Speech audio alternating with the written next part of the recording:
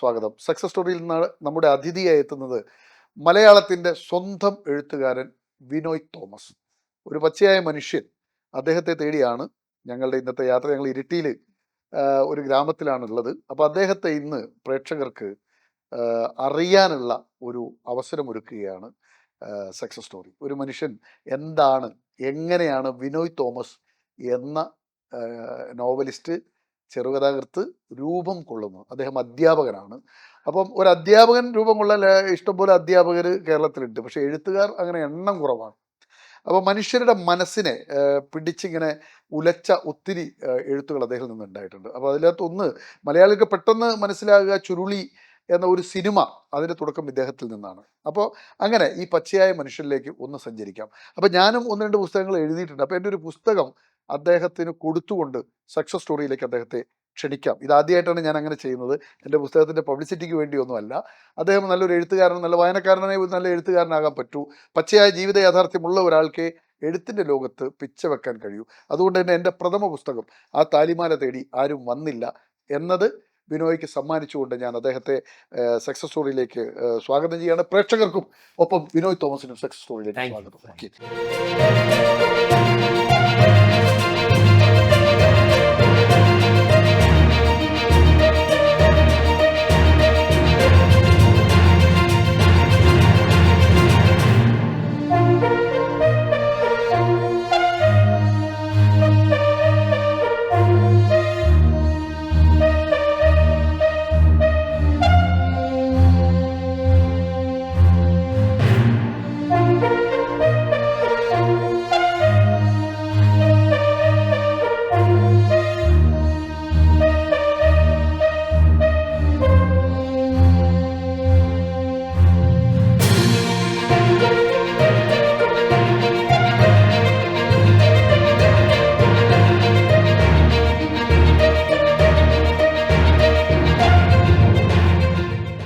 വിനോയ്, ഈ എഴുത്തുകാരെന്നൊക്കെ പല കോലത്തിലും പല ഭാവത്തിലും നമ്മൾ കണ്ടിട്ടുണ്ട്. വിവാദങ്ങളുടെ കൂട്ടുകാരായ എഴുത്തുകാരെ കണ്ടിട്ടുണ്ട്. പുതിയ എഴുത്തുകാർ വരുമ്പോൾ അവരെ എങ്ങനെ മൂലക്കിരുത്താം എന്ന് ശ്രമിക്കുന്ന നല്ലൊരു വിഭാഗത്തെയും നമ്മൾ കണ്ടിട്ടുണ്ട്.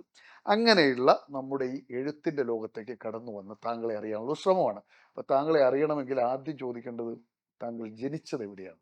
ഞാൻ ജനിച്ച സ്ഥലം പൂളക്കുറ്റി എന്ന് പറയുന്ന ഒരു നെടുമ്പോയ്ക്ക് അപ്പുറമുള്ള അറിയായിരിക്കും. പേരാവൂരിന് മലയോര അവിടെ പൂളക്കുറ്റി കെ ടി ജോസഫ് നമ്മുടെ വകയിലൊരു ബന്ധുക്കാരൻ. അദ്ദേഹം എനിക്ക് പരിചയം ഇൻഡോ സ്കോട്ടിഷ് ഡിസ്റ്ററിയുടെ ഓണറാണ്. പിന്നെ മാത്രമല്ല ബ്രണ്ണൻ കോളേജിൽ ഒരു താരമായിരുന്നു. അദ്ദേഹത്തിന്റെ ഒരു ചായയുള്ള ഒരു കഥാപാത്രം എൻ്റെ ഒരു കളിബാധ എന്ന ഒരു കഥയിൽ അദ്ദേഹത്തെ ഒരു ക്യാരക്ടർ ആക്കിയിട്ടുണ്ട്. പുള്ളിയുടെ വീടിന്റെ തൊട്ട് അടുത്താണ്. ഞാൻ അവിടെ വർഷങ്ങൾക്ക് മുമ്പ് അദ്ദേഹത്തിന് വന്നിട്ടുണ്ട്. അപ്പൊ എന്തായാലും അവിടെയാണ് ജനനം. മാതാപിതാക്കൾ ചാച്ചൻ എന്ന് പറഞ്ഞാൽ തോമസ്, ജോണി എന്ന് വിളിക്കും. അമ്മ ഏലിയാമ്മ. തോമസ് ഏലിയാമ്മ ദമ്പതികളുടെ മകനാണ്. നിങ്ങൾ എത്ര മക്കളാണ്? 3 മക്കളാണ്. മൂന്നാമത്തെ ആളാണ്. ബാക്കി രണ്ടുപേര് ഇവിടെ ഉണ്ട്. ഒരാള് ഇസ്രായേലിലാണ്, ചേച്ചി പെങ്ങള്. എന്താ പേര്? സിജി. പിന്നെ സജി ഇവിടെ അദ്ദേഹം ഇവിടെ ഉണ്ട്. എന്ത് ചെയ്യുന്നു? അത് ലോട്ടറി കച്ചവടമൊക്കെ കച്ചവടമായിട്ട് നാട്ടിലുണ്ട്.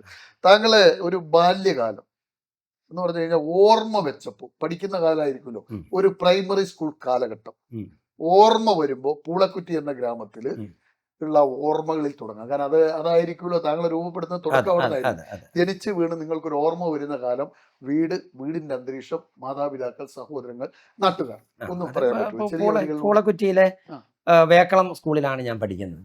2ാം ക്ലാസ് വരെ വേക്കളം UP സ്കൂൾ. ആ കാലത്തെ ഒരു സ്കൂൾ ജീവിതവും. ആ സ്കൂളിൽ നമുക്കൊരു 3-4 കിലോമീറ്റർ നടക്കണം. അപ്പോൾ എന്നെ ചേട്ടന്മാരും പിന്നെ ചാച്ചൻ്റെ കുടുംബക്കാർ കുറച്ച് അവിടുത്തെ വലിയ കുടുംബക്കാരാണ്. അപ്പോൾ അവർ, പക്ഷെ നമ്മൾ മാത്രം ഒരു മാറി താമസിക്കുന്ന, കാരണം ജോലിയൊന്നുമില്ല. ചാച്ചൻ അന്നത്തെ ചാച്ചൻ അങ്ങനെ പ്രത്യേകിച്ച് ജോലിയൊന്നുമില്ല. ആ കുടുംബം അങ്ങനെ അങ്ങ് പോറ്റുകയാണ്, അങ്ങനെ പോവുകയാണ്. അങ്ങനെ ഒരു ജോലി ഇല്ലാതെ കുടുംബങ്ങൾ റൺ ചെയ്ത് പോകുമല്ലോ, അങ്ങനെ പോകുന്ന കഴിഞ്ഞാൽ അത് സ്ത്രീകള് അവരുടെ ചാച്ചൻ്റെ അമ്മയും എൻ്റെ അമ്മയും ഒക്കെ എന്ത് ചെയ്യുന്നുണ്ട്, ആ കുടുംബം കൊണ്ടുപോകാനുള്ള വഴികൾ നോക്കുന്നുണ്ട്. അതോടൊപ്പം പുള്ളി പല ബിസിനസ് നടത്തി നോക്കുന്നുണ്ട്. ചാച്ചൻ പട്ടക്കട, ചായക്കട, അങ്ങനെ പല പരിപാടികളൊക്കെ പുള്ളി നടത്തി നോക്കുന്നുണ്ട്. അപ്പോൾ ആ സമയത്ത് നമ്മൾ ഒരു 3-4 കിലോമീറ്റർ നടന്ന് വേണം സ്കൂളിലെത്താൻ. ആ ജീവിതമൊക്കെ ഒരു എനിക്കത്ര ഓർക്കാൻ അത്ര ഇഷ്ടമുള്ള ഓർമ്മകളൊന്നും അല്ല എന്നുള്ളതാണ്. എന്തുകൊണ്ടാണെന്ന് വെച്ചാൽ നമ്മുടെ സാമൂഹികമായ ഒരു സ്ഥാനവും അല്ല, ഒരു എഴുത്തുകാരൻ അങ്ങനെ ഇഷ്ടമുള്ളതേ ഓർക്കൂ, ഇഷ്ടമില്ലാത്തത് ഓർക്കില്ല എന്ന് പറയുന്നത് ആധുനിക കാലഘട്ടത്തിലെ തലമുറയാണ് അങ്ങനെ പറയാ. അതെ, അതെ. ഇഷ്ടമില്ലാത്തതൊന്നും കാണില്ല, ഇഷ്ടമില്ലാത്ത ഒരു എഴുത്തുകാരൻ അത് വളരെ രൂപപ്പെടുന്നതും ഓർക്കണം. ഓക്കെ, വളരെ ക്ലിയർ ആയിട്ട് ഞാൻ പറയാം. എഴുത്തിന് വേണ്ടി നമുക്ക് എല്ലാം ഓർക്കണം. പക്ഷെ സ്വകാര്യ ജീവിതത്തിൽ നമ്മൾ അത് ഓർക്കണമെന്നില്ല, നമ്മുടെ ജീവിതത്തിൽ അത് ഓർക്കണമെന്നില്ല. പക്ഷെ നമുക്ക് ഒരു എഴുത്തുകാരൻ എന്ന് പറഞ്ഞാൽ എനിക്കൊന്ന് ഏറ്റവും ഓർമ്മകളുള്ള ആളായിരിക്കണം എഴുത്തുകാരൻ. കാരണം ജീവിതത്തിൽ അദ്ദേഹം കടന്നു പോകുന്ന ഓരോ വഴികളും. എൻ്റെ പുതിയൊരു നോവല് വരുന്നുണ്ട്, അതുകൊണ്ടാണ് ഞാൻ കൂടുതൽ പറയാത്തത്. കാരണം ആ നോവല് മലയാളത്തിൽ അത്തരത്തിലുള്ള ആദ്യത്തെ നോവലാണ്. ഇതൊരു ആത്മകഥാപരമായ ഒരു നോവലാണ്.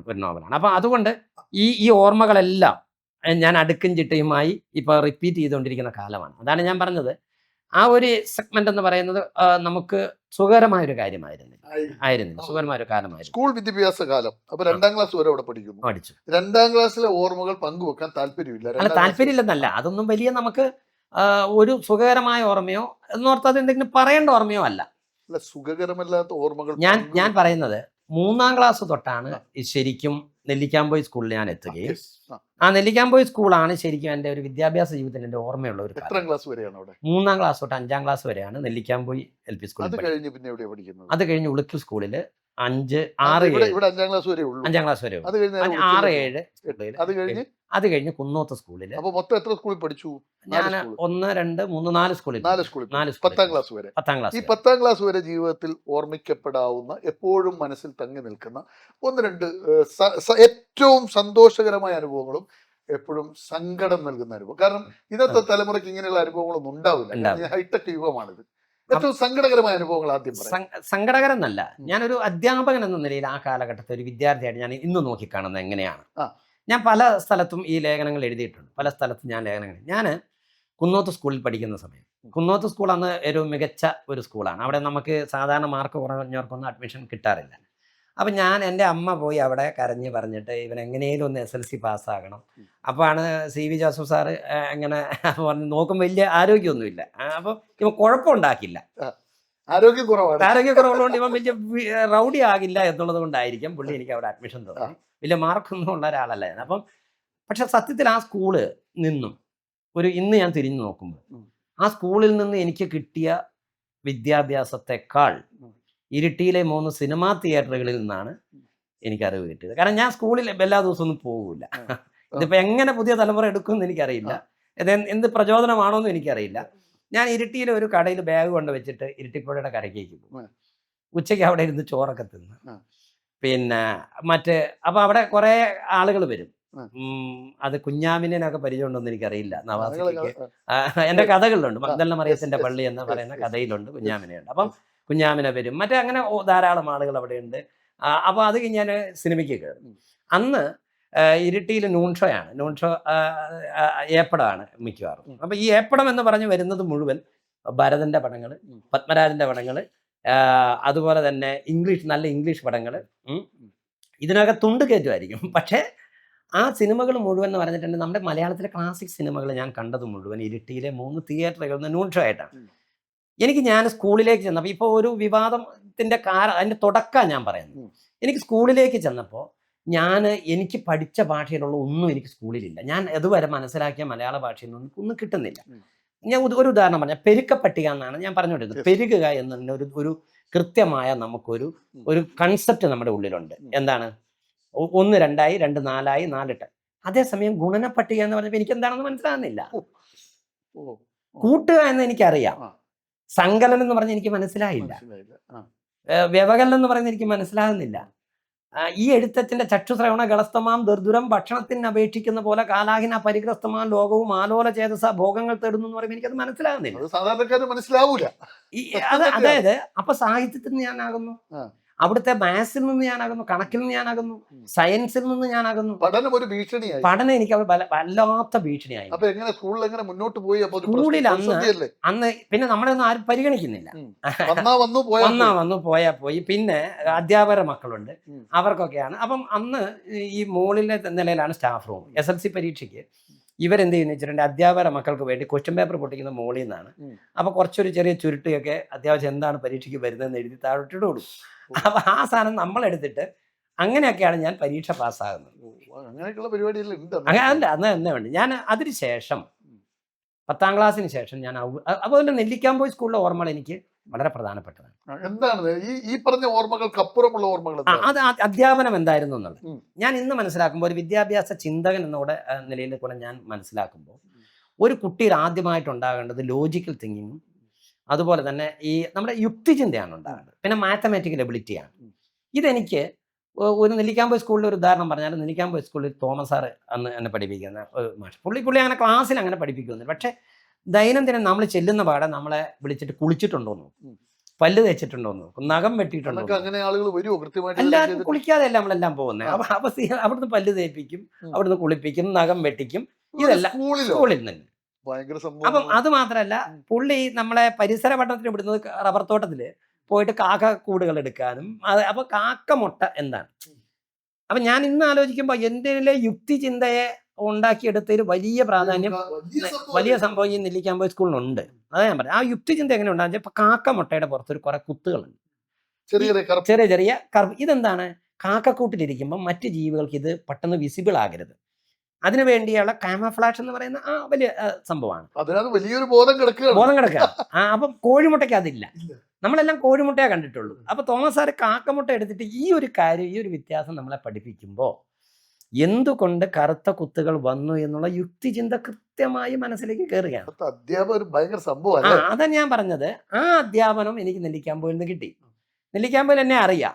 എന്നെ കൈ പിടിച്ച് നാടകത്തിലേക്ക് കയറ്റുന്നു. എന്നെ സ്കൂളിൽ തന്നെ വെള്ളിയാഴ്ചകളിൽ ഉള്ള ഈ സാഹിത്യ സമാജമുണ്ട്. അപ്പോൾ ഈ തോമസ് സാറും മറ്റു മർക്കോ സാറും അവരിവരെല്ലാം നമ്മളെ ഓരോ പരിപാടിക്ക് കയറ്റുന്നു, പ്രസംഗം പറയാൻ കയറ്റുന്നു. അത് കഴിഞ്ഞ് വലിയ നാടകങ്ങൾ പള്ളിപ്പെരുന്നാളിനൊക്കെ കളിക്കും ഇവിടെ. അപ്പം അന്ന് ബാലതാരമായിട്ട് തന്നെ ഇവര് അതെല്ലാം പരിഗണിക്കുന്നുണ്ട്. അങ്ങനെ പരിഗണിക്കുന്നു. ആ കാലഘട്ടത്തിൽ പ്രകൃതി നിരീക്ഷണം, നല്ല സിനിമ ആസ്വാദനം, നല്ല അതായത് കലാപരിപാടികളിൽ അതുപോലെ തന്നെ ജോലി ചെയ്യാനുള്ള പലതരം ജോലികൾ. പറഞ്ഞാൽ അന്ന് കശുവണ്ടി, ഇവിടെ കല്ലുകൊത്താണ്. ആ കല്ല് കൊത്തുന്നതിന്റെ ഒപ്പം ഞാൻ 8ാം ക്ലാസ് പഠിക്കുന്ന ഒപ്പമാണ് ഈ കല്ലുകൊത്തും ഇതൊക്കെ ആയിട്ട് മുന്നോട്ട് പോകുന്നത്. അപ്പം കല്ല് കൊത്താൻ പഠിക്കുന്നു. അതുപോലെ തന്നെ കശുവണ്ടി, അതിന്റെ കൃഷി, അതിന്റെ കള്ളക്കടത്ത്, അന്നത്തെ കാലത്ത് കള്ളക്കടത്തുള്ള കാലമാണ്. അപ്പൊ ആ കാര്യങ്ങൾ പഠിക്കുന്നു. അത് മാത്രമല്ല, ഓരോരോ കുഞ്ഞു കുഞ്ഞു ജോലികൾ. അതേ സ്കൂളിൽ കപ്പ ഇടാനാണ് നമ്മളെ പഠിപ്പിക്കുന്നത്. സേവന വാരത്തിന് മെയിനായിട്ട് സ്കൂളിലെ പറമ്പ് കൊത്തിക്കളച്ച് കപ്പ ഇടുക, കപ്പ കൃഷി ചെയ്യുക. എന്നിട്ട് അത് അടുത്ത സേവന വാരമൊക്കെ ആകുമ്പോൾ അത് പറിച്ച് നമുക്ക് തന്നെ പുഴുങ്ങി തന്ന് നമ്മൾ തന്നെ ഇതിൻ്റെ എന്ന് പറഞ്ഞാൽ കൃഷി വളരെ അടിസ്ഥാനപരമായിട്ട് സ്കൂളിൽ നിന്ന് പഠിപ്പിക്കുന്നു.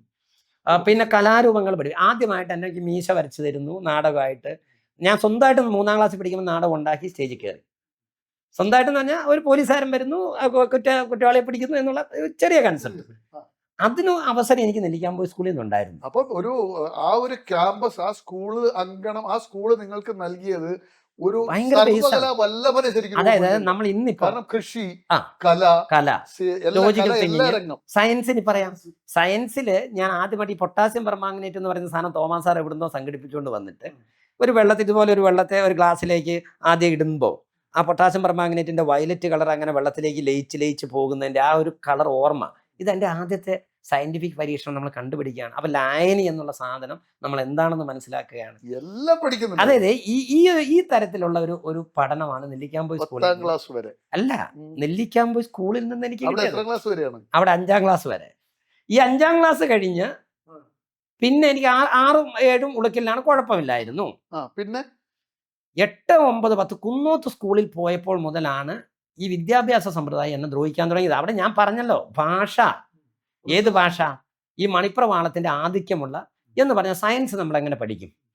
അതായത് വർത്തുളാകൃതിയിലുള്ള എന്ന് പറഞ്ഞു നമുക്ക് എന്താ വർത്തുളാകൃതി? ഒരു പച്ചിരുമ്പ് തണ്ട് ചെമ്പ് കമ്പി ചുരുളിനുള്ളിൽ തിരശ്ചീനമായും ലംബമായും ചലിപ്പിക്കുമ്പോൾ ഏത് ദിശയിലേക്കാണ് ഇത് നമ്മൾ എങ്ങനെ എങ്ങനെ തലേക്കേറി? ഒരു സാധാരണ എന്റെ വീട്ടില് മാത്സിലുണ്ട്, നമുക്ക് എങ്ങനെ അല്ല, ഇനി A+B ഓക്കോട്ടെ, ഇംഗ്ലീഷ് ആയിക്കോട്ടെ, ഇംഗ്ലീഷ് നമുക്ക് എങ്ങനെ പഠിക്കും? ഇതെങ്ങനെ നമ്മൾ ചതുർഭുജ സ്തൂപിക, മറ്റേ ബഹു സങ്കീർണിക എന്നൊക്കെ പറഞ്ഞേ, എനിക്കിപ്പോൾ അത് ഓർക്കാൻ പോലും ഞാൻ പറ്റുന്നില്ല എനിക്ക്. ഇത് എങ്ങനെ 10ാം ക്ലാസ് കടന്നുപോയി അവരുടെ ചുരുട്ടിയിടുന്നത്? കടന്നു അതും വന്നു.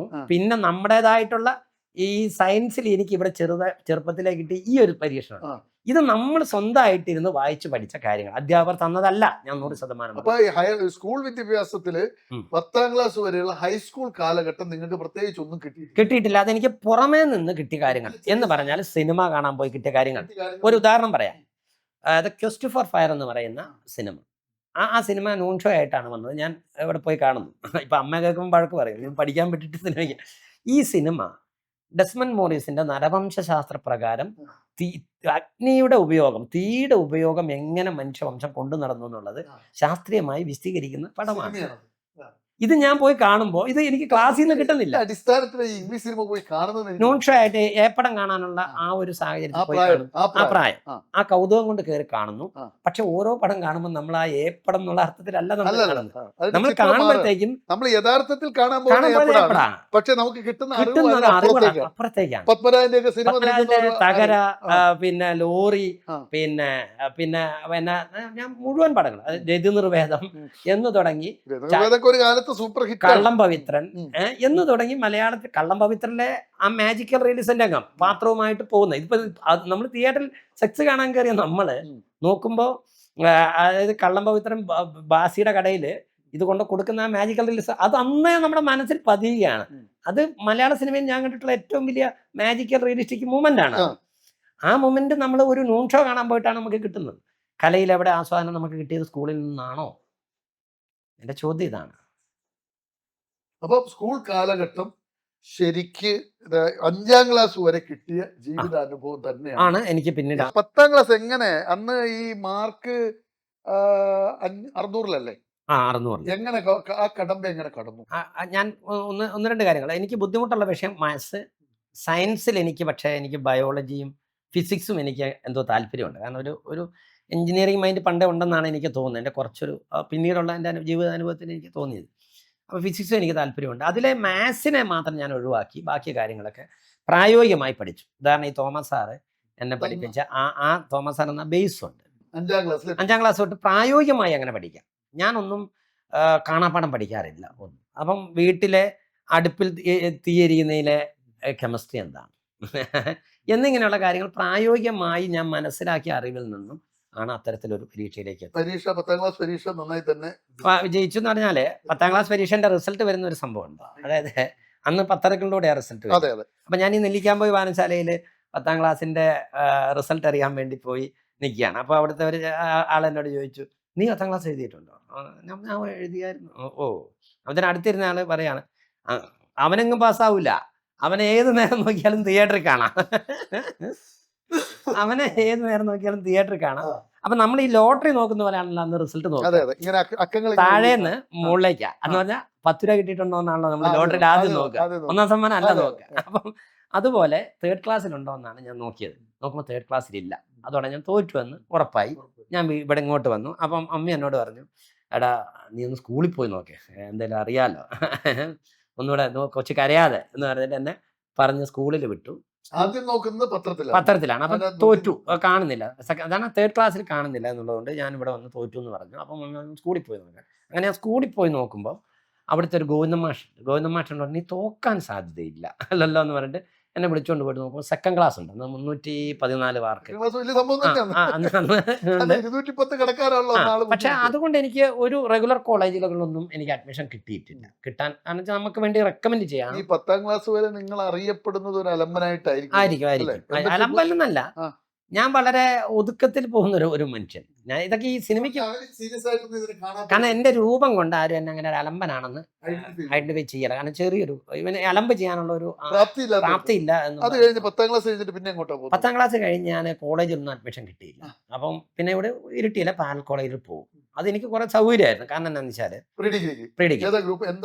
തേർഡ് ഗ്രൂപ്പ് അതല്ലേ കിട്ടുള്ളൂ. നമ്മളെല്ലാവരും സാധാരണ മനുഷ്യനാണ് എടുക്കുന്നത്. വേറെ നമുക്ക് ഓപ്ഷൻസ് ഒന്നും ഇല്ല. തേർഡ് ഗ്രൂപ്പ് എടുത്ത് ഈ തേർഡ് ഗ്രൂപ്പ് എടുക്കുമ്പോൾ എന്തെങ്കിലും ഐഡിയ ഉണ്ടോ എവിടെയെങ്കിലും ഒന്നുമില്ല. അത് ഈ 10ാം ക്ലാസ്സിൽ പഠിക്കുമ്പോൾ ലക്ഷ്യം വല്ലതും ഉണ്ടോ? ഒരു ലക്ഷ്യവും ഇല്ല. ഒരു ലക്ഷ്യവും ഇല്ല. സിനിമ കാണുക, ജോലി ജോലി അടിക്കാൻ പോവുക. നമ്മൾ കാരണം വീട്ടിൽ നിന്ന് പോവുക. വീട്ടിലിരിക്കാൻ എന്നില്ല. വീട്ടിലിരിക്കുന്ന അല്ല, വീട്ടിലിരിക്കുന്ന പറഞ്ഞാൽ ആ കാലഘട്ടം എന്ന് പറഞ്ഞാൽ നമ്മുടെ ഈ മലയോരത്തെ ആളുകളുടെ ഇടയിൽ, സാധാരണക്കാരനായ ആളുകളുടെ ഇടയിൽ കുട്ടികളെ സ്കൂളിൽ വിടണം എന്നുള്ളൊരു ബോധം വരുന്ന കാലമാണ്. കുട്ടികളെ സ്കൂളിൽ വിടണം എന്നുള്ള ബോധം. അതുകൊണ്ട് കുട്ടികൾ വീട്ടിലിരിക്കുന്നത് മോശമായതുകൊണ്ട് സ്കൂളിൽ പോകുന്നു. ഇത്രയേ ഉള്ളൂ സ്കൂളിൽ പോകേണ്ട ലക്ഷ്യം. വേറെ അല്ല, വേറെ ഒന്നുമില്ല. അതായത് ഈ ഒരു സമൂഹത്തിനിടയ്ക്കേക്ക് കുട്ടികൾ, അത് റബ്ബർ വന്ന കാലഘട്ടമാണ്. റബ്ബർ വ്യാപകമായി വന്ന കാലഘട്ടമായതുകൊണ്ട് കുട്ടികളും കൂടെ പണിയെടുത്തെങ്കിൽ മാത്രമേ, അതിന് മുമ്പത്തെ സാഹചര്യം കുട്ടികളും കൂടെ പണിയെടുത്തെങ്കിൽ മാത്രമേ വീടിന്റെ ചെലവ് നടന്നു പോകൂ എന്നുള്ളത്. റബ്ബർ വന്നപ്പോൾ ആ പ്രശ്നം തീർന്നു. റബ്ബർ വന്നപ്പോൾ എന്നാ വെച്ചാൽ റബ്ബറിന് അത്ര പണിയില്ല.